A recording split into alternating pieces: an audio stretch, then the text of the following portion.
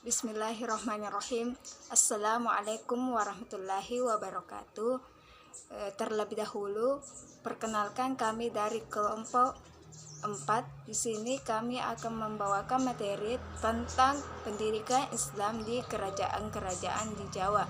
Baik, adapun materi yang saya akan sampaikan yaitu sejarah pendidikan Islam di kerajaan-kerajaan di Jawa. Adapun pendidikan Islam di Jawa berlainan keadaan dengan Sumatera dan Sulawesi, Maluku dan daerah lainnya. Ajaran Islam di Jawa tersebar dari pelabuhan dan bandar-bandar tempat perhubungan dagang antara Indonesia dan luar negeri. Misalnya Sunda Kelapa atau Jakarta, Cirebon, Tegal, Pekalongan, Semarang, Jepara, Tuban, Gresik, Surabaya, dan daerah lainnya.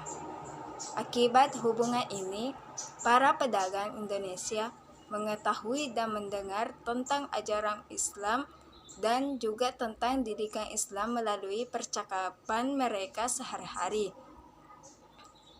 Banyak pedagang yang pulang pergi berlayar antara Jakarta dan Maluku, yang telah menjadi pusat perkembangan Islam yang telah memeluk agama Islam. Pedagang-pedagang asing pun seperti bangsa Tionghoa banyak yang memeluk Islam, sehingga lambat tahun berkembang di Pulau Jawa berpindah ke tangan kaum muslimin. Di samping para pedagang, ada juga orang-orang yang sangat berjasa dalam menyebarkan dan mengembangkan Islam di Pulau Jawa, yaitu Wali yang 9 atau terkenal dengan sebutan Wali Songo. Kata wali berasal dari bahasa Arab. Dalam bahasa Indonesia mengandung pengertian dekat atau kerabat, teman dan pelindung. Adapun yang dimaksud dengan kata wali di sini adalah sebutan untuk orang Islam yang dianggap keramat dan mempunyai kelebihan-kelebihan yang sulit dijangkau oleh pikiran manusia.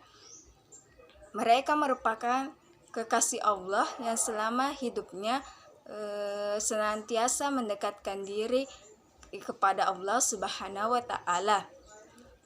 Tidak suka dengan kesenangan dunia, tidak mementingkan materi, suka mengasingkan diri dari lingkungan, dan dengan mencari tempat yang dianggap tenang dan mempunyai ilmu pengetahuan agama yang tinggi. Sedangkan kata songo menurut sebagian besar sejarawan dikatakan berasal dari bahasa Jawa yang berarti 9.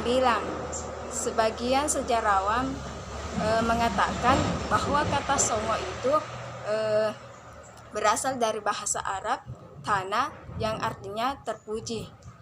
Dari dua kata di atas, maka dapat diambil satu pengertian bahwa yang dimaksud dengan wali songo adalah nama para wali berjumlah 9 orang yang tugasnya menyebarkan agama Islam khususnya di Jawa. Adapun nama-nama para wali songo itu adalah yang pertama yaitu Maulana Malik Ibrahim, seorang ulama dari Persia dan menyebarkan Islam di daerah Jawa Timur, tepatnya di daerah Gresik. Di sini ia membuka pusat pengajaran Islam dan mempunyai banyak santri. Yang kedua yaitu Sunan Ampel yang bernama asli Raden Rahmat. Ia memusatkan dakwahnya di daerah Ampel, Surabaya.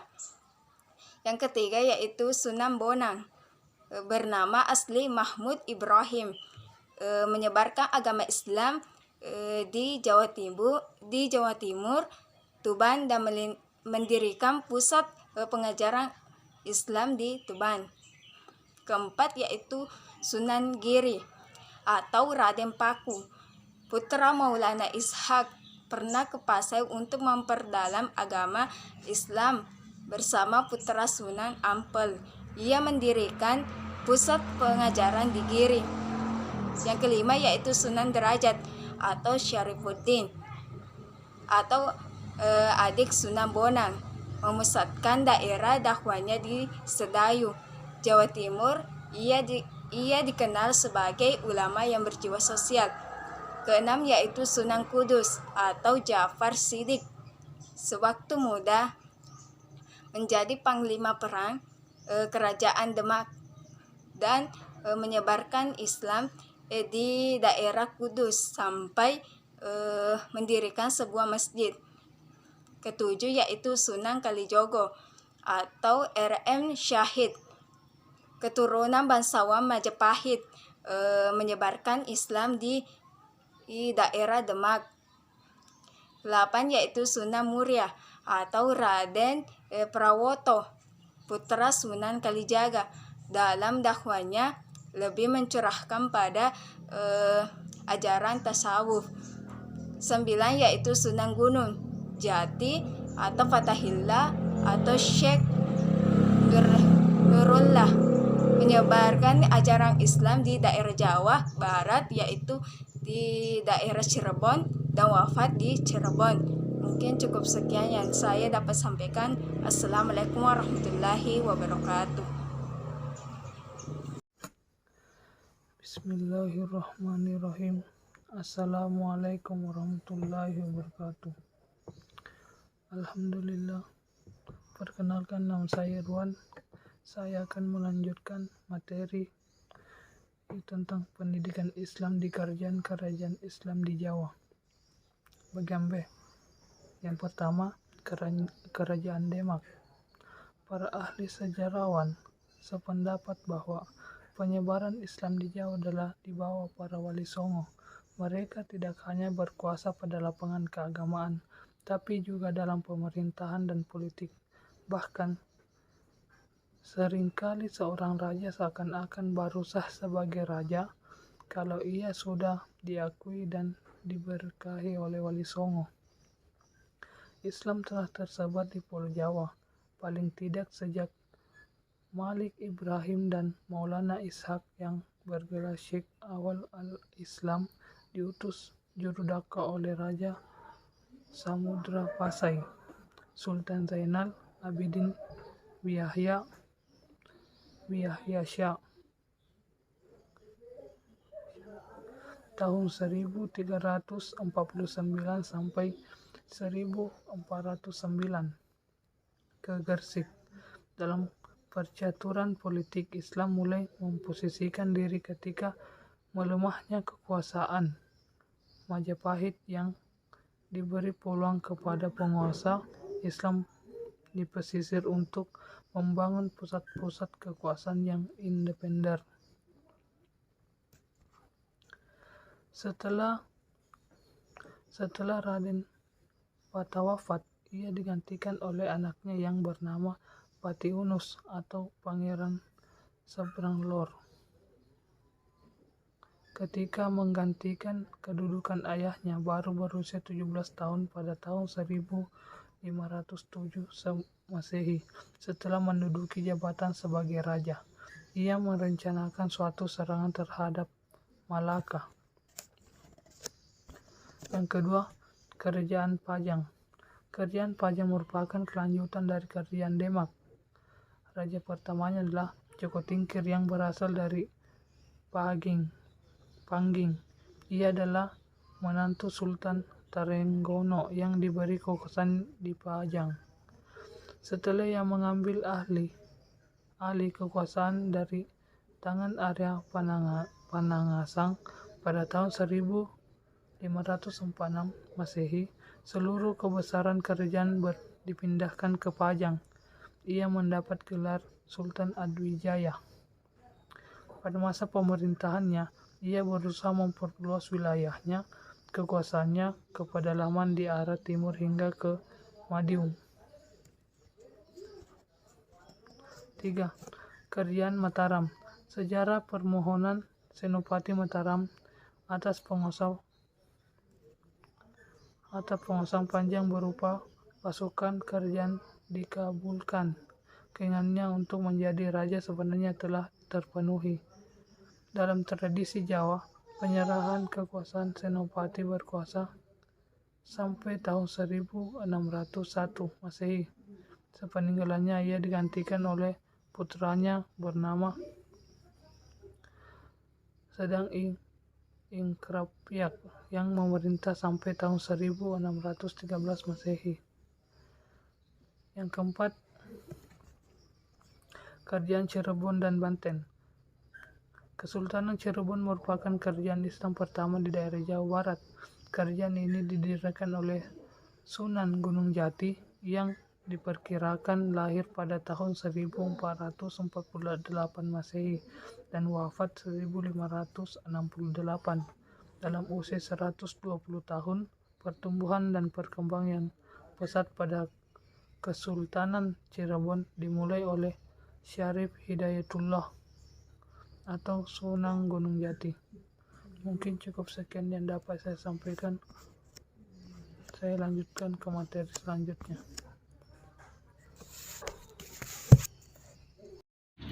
Bismillahirrahmanirrahim. Terima kasih kesempatan yang diberikan. Perkenalkan, nama saya Nur Laina. Di sini saya akan melanjutkan pemaparan materi dari kelompok saya, di mana materi yang saya akan paparkan yaitu mengenai teori-teori penyebaran Islam di kerajaan-kerajaan di Jawa. Jadi ada 5 jalur dalam penyebaran Islam di kerajaan-kerajaan Jawa. Yang pertama yaitu perdagangan, kedua perkawinan, ketiga ajaran tasawuf, keempat pendidikan, dan kelima seni budaya. Jadi langsung saja yang pertama yaitu perdagangan. Jadi pedagang-pedagang muslim yang melalui jalur lalu lintas pelayaran dan perdagangan dunia yang mulai ramai pada abad ke-6 sampai ke-17 yang terjadi di beberapa wilayah yaitu Eropa, Timur Tengah, dan Cina. Di mana pada waktu itu mereka sudah menetap di kota-kota pelabuhan dan sudah membentuk yang namanya perkampungan muslim. Di mana perkampungan muslim itu ada beberapa orang pedagang muslim yang turut serta dalam menyebarkan Islam. Di mana mengapa mereka ingin masuk Islam? Karena mereka menganggap bahwa ajaran Islam itu tidak memaksa atau mengharuskan non muslim untuk masuk ajaran Islam atau mengikuti atau menganut ajaran Islam. Yang kedua yaitu perkawinan, di mana para pedagang itu sudah mulai memiliki kedudukan perekonomian dan sosial yang baik. Namun pada waktu itu mereka tidak mengikut sertakan keluarganya, maka mereka ingin menikahi gadis-gadis di tempat itu. Namun mereka harus masuk Islam dulu sebelum ingin menikahi gadis-gadis di tempat tersebut. Yang ketiga yaitu ajaran tasawuf. Jadi tasawuf itu merupakan ajaran ketuhanan di mana sudah tercampur atau sudah bercampur aduk dengan hal-hal mistik dan magic, di mana pada zaman dahulu itu orang zaman dahulu itu merupakan ahli-ahli dalam hal magic, dan kemudian mereka bisa menyembuhkan atau bisa mengobati penyakit. Yang keempat yaitu pendidikan. Jadi pendidikan tertua yaitu pondok pesantren, di mana muridnya atau santrinya tinggal di suatu tempat yang biasa disebut dengan pondok pesantren, di mana dalam waktu jangka tertentu menurut tingkat kelasnya. Dan kemudian yang mengajarinya atau gurunya itu disebut dengan kiai atau ulama. Dan kemudian setelah para santri itu setelah para santri itu tamat dalam pondok pesantren itu atau sudah selesai, maka mereka dikembalikan ke tempat asalnya atau tempat tinggalnya untuk menjadi tokoh keagamaan untuk menyebarkan ilmunya atau menyebarkan Islam di lingkungan sekitarnya. Yang kelima yaitu seni budaya, di mana dalam hal ini di seni ada beberapa, yaitu seni bangunan, di mana yang termasuk masjid, seni pahat, yang termasuk seni ukir, seni tari, seni musik, dan seni sastra.